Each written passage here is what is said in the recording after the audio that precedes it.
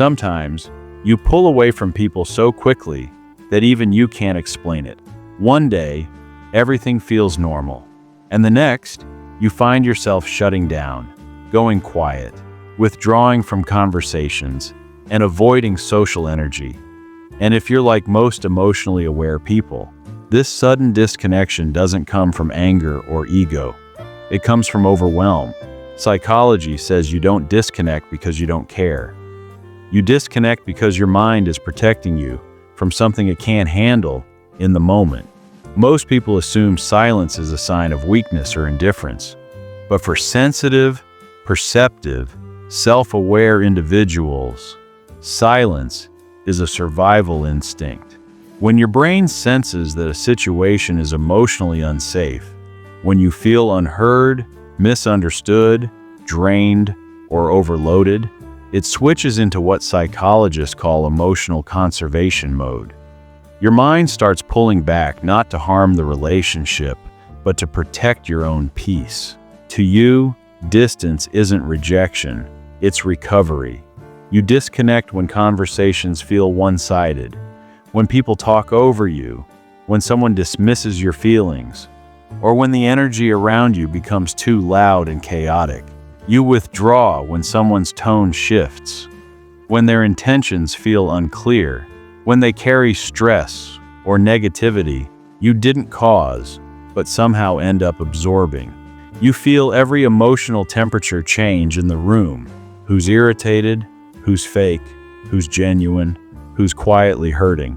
And that awareness, as powerful as it is, becomes exhausting. You might not say a word, but inside your brain is studying everything.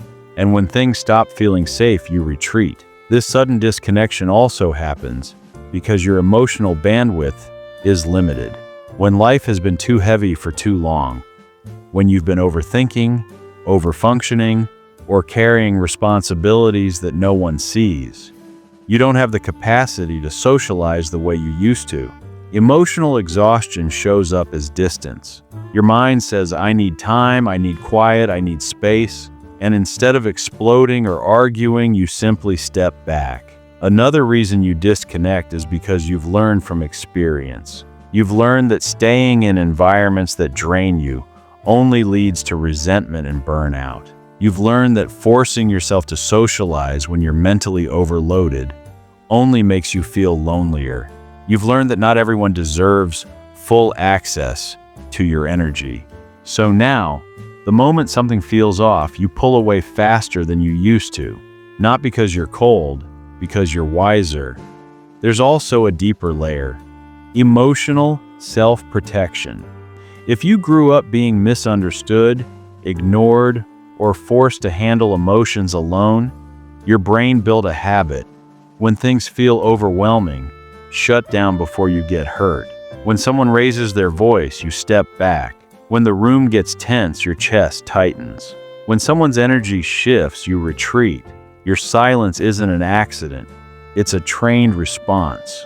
But here's the part people rarely understand. You don't disconnect because you want distance. You disconnect because you want peace. You want emotional clarity. You want a space where your thoughts can breathe.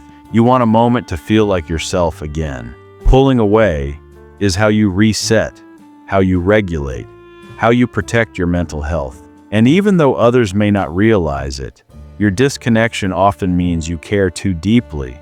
You feel too much. You think too much. You analyze every detail. You notice tone, intention, micro-expressions, things other people miss completely. This makes you highly intuitive, but also easily overwhelmed. So you retreat not to end relationships, but to preserve your own emotional stability. If you've ever wondered why you disconnect so suddenly, remember this: your mind is not betraying you, it's protecting you. You don't shut down because you're weak. You shut down because your nervous system is overloaded and needs space to come back to center. You don't walk away because you don't care. You walk away because you finally learned that your peace matters. So the next time you feel yourself withdrawing, don't shame yourself for it. Don't force yourself to stay present when your body is begging for space.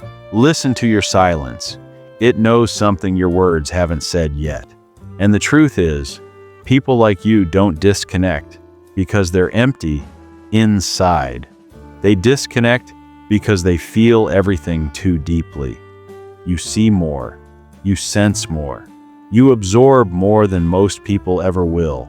And that kind of emotional depth needs rest before it can return to the world again.